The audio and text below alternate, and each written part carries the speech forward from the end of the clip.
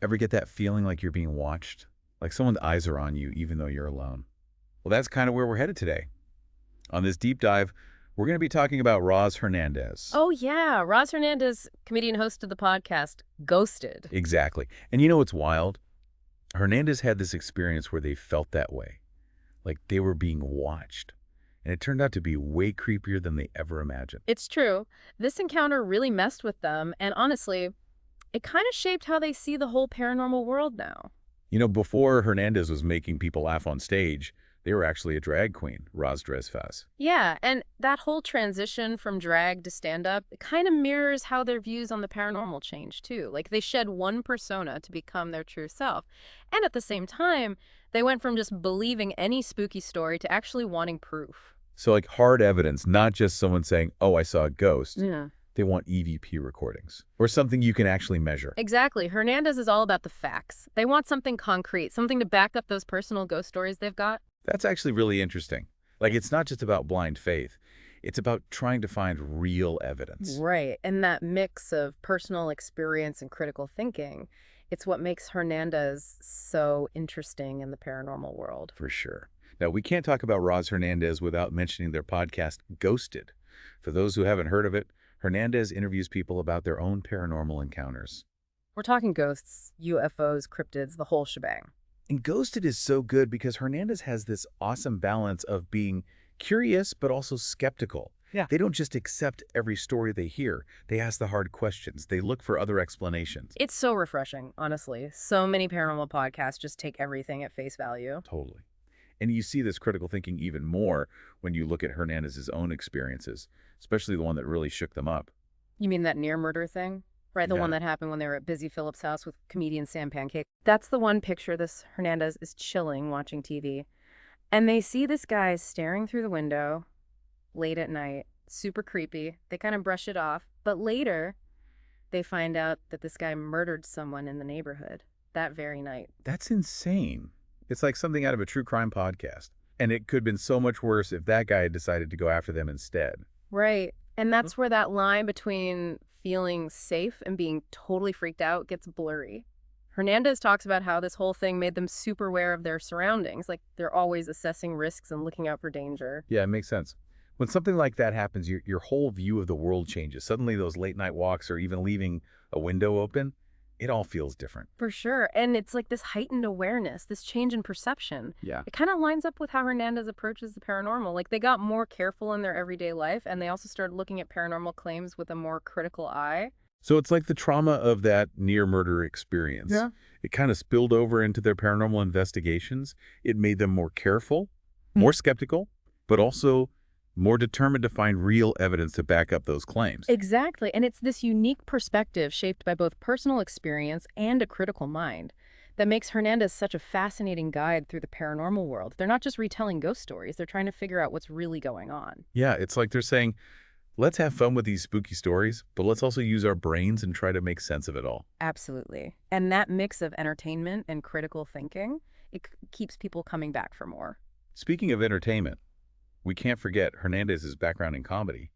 They've got this sharp wit, this no-nonsense bar lady persona, and it comes through even when they're talking about ghosts and stuff. And that comedic side, it plays a big part in how they approach the paranormal. It helps them connect with people, make even the creepiest topics feel approachable.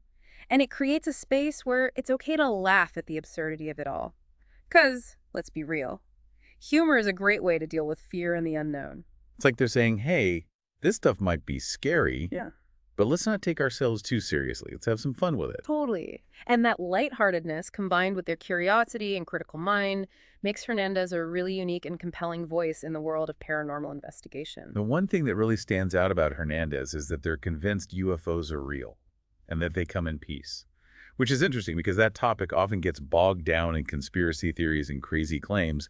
But Hernandez approaches it with this cool mix of open-mindedness and skepticism. It's like they're saying, hey, the universe is massive, and there's so much we don't know. It's possible we're not alone, but we also got to be smart about the information we believe and the conclusions we draw. Yeah, it's a tricky balance. But Hernandez handles it really well. They're not afraid to say maybe there's life out there. But they also know how important it is to think critically and avoid all the misinformation out there. It's a good lesson for everyone. Especially these days when it's so easy to get caught up in sensationalized stories and stuff that just isn't true. So true. And speaking of stories, we got to talk about Karen Kilgariff's ghost encounter. For those who don't know, Karen Kilgariff is a comedian too, and she co-hosts the true crime podcast, My Favorite Murder. And what makes Kilgariff's story so interesting is that she's a skeptic herself. She doesn't just believe in ghosts or anything supernatural, but what happened to her was so real, so undeniable, that it shook even her deepest beliefs. Wow, it's like one of those moments where you have to rethink everything you thought you knew about the world. Exactly. Yeah. And for Hernandez, hearing Kilgariff's story was a turning point. It made their own belief in the paranormal stronger, but it also made them want to understand the why behind these things, like what causes these experiences, what's really going on. So it's like Kilgariff's story opened up a whole new level of inquiry for Hernandez. It's not just about collecting spooky stories anymore. It's about trying to understand the nature of reality itself. And it's that search for knowledge, that willingness to question and explore that drives Hernandez's investigations and makes their work so fascinating. They're not just telling ghost stories, they're inviting us to join them on a journey of discovery. And it sounds like Kilgariff's story really pushed Hernandez to go beyond just the surface level of spooky stories. Absolutely. Yeah. In this drive to dig deeper, it really comes out in how Hernandez talks about one of their favorite things, haunted theaters. Oh. Now, I got to admit, I've always loved the idea of haunted theaters. There's just something about those old spaces filled with so much history and emotion. It feels like they're just made for spirits. And what's really cool is how Hernandez connects their love for theater with their beliefs about the paranormal. They see theaters as more than just places for entertainment. They're like containers for shared experiences. Years and years of laughter, tears, applause, heartbreak. Hernandez thinks all that energy can stick around, creating this kind of psychic imprint that people who are sensitive to that stuff can pick up on. So it's not just about people dying in theaters, although that definitely adds to the spookiness.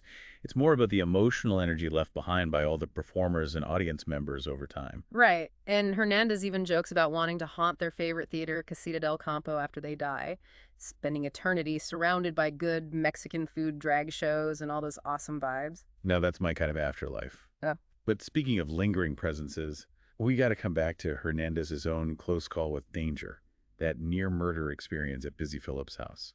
Yeah, that story definitely brings a dose of reality to our conversation.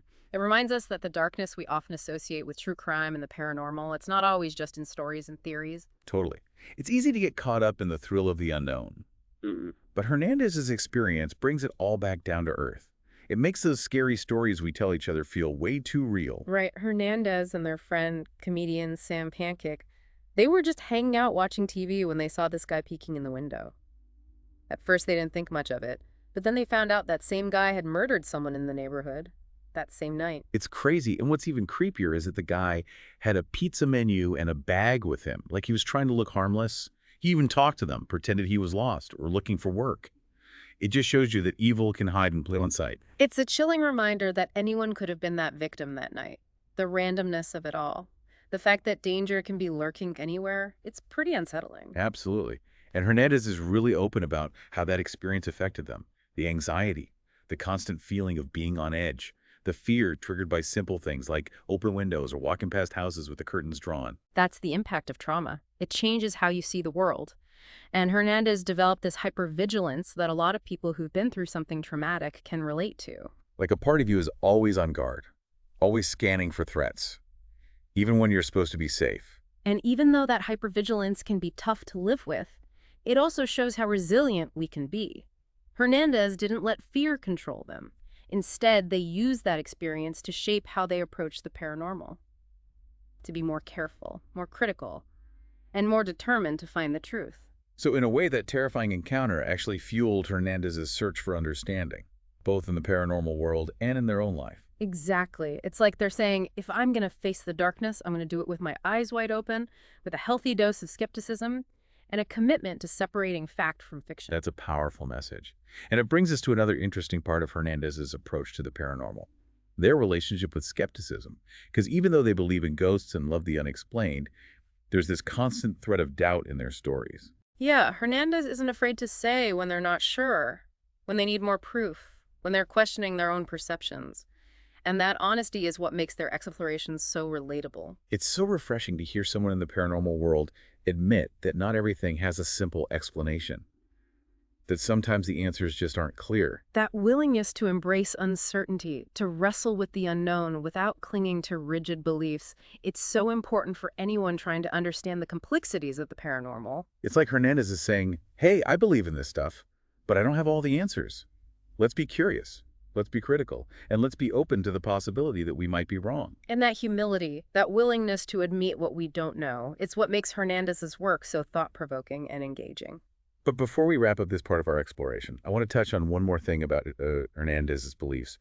Their conviction that UFOs are real and come in peace. Yeah, that's a topic that can easily get lost in conspiracy theories and wild speculation. Yeah. But Hernandez approaches it with a really refreshing balance of open-mindedness and critical thinking. They acknowledge that the universe is huge and full of mysteries, that there's a chance we're not alone. But they also warn against blindly believing every UFO sighting or alien abduction story. It's about being discerning, about looking at the evidence carefully, and realizing that not everything we see or hear is what it appears to be. It's like Hernandez is saying, let's keep an open mind, but let's also keep our BS detectors on high alert. Exactly. It's about finding that sweet spot between wonder and skepticism, between embracing the possibility of the extraordinary while staying grounded in reality. And that, I think, is the heart of Hernandez's approach to the paranormal. It's about searching for truth, wherever it leads, but doing it with a critical mind, a sense of humor, and a deep respect for the mysteries we might never fully understand. And it's that special mix of curiosity, skepticism, and humility that makes Roz Hernandez such a compelling voice in the paranormal world. Yeah, it's really impressive how Hernandez manages to walk that line between believing and being skeptical. It's like a tightrope walk. Yeah. But it's so important for anyone who's really trying to understand the paranormal.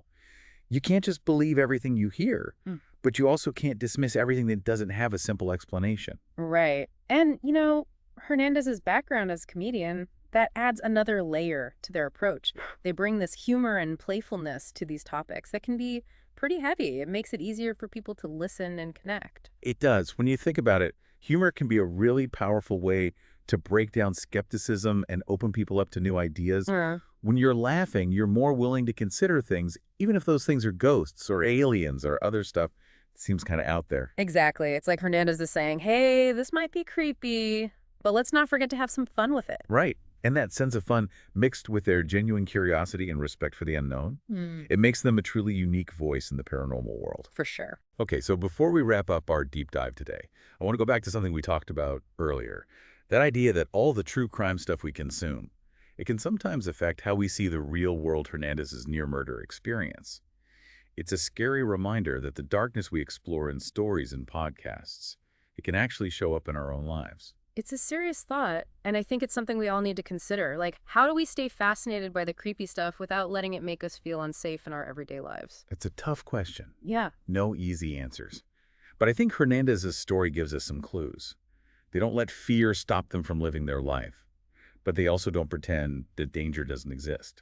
It's about finding that balance between being naive and being paranoid, being aware of the bad things that can happen without letting that awareness take over. So as we finish up our exploration of Roz Hernandez's world, I want to leave you with this. How has this deep dive changed your own thoughts on the paranormal? Has it made you more curious, challenged what you believe, or maybe just made you think about these things in a different way? And even more importantly, can we all learn from Hernandez and approach the unknown with an open mind, a healthy dose of skepticism, and a little bit of humor? After all, the world is a strange and amazing place, full of mysteries that are waiting for us to uncover. So stay curious, keep asking questions, and never stop searching for the truth wherever it leads. If you want to hear more awesome conversations about the paranormal, definitely check out Ghosted by Roz Hernandez. You won't regret it. Until next time, keep on diving deep.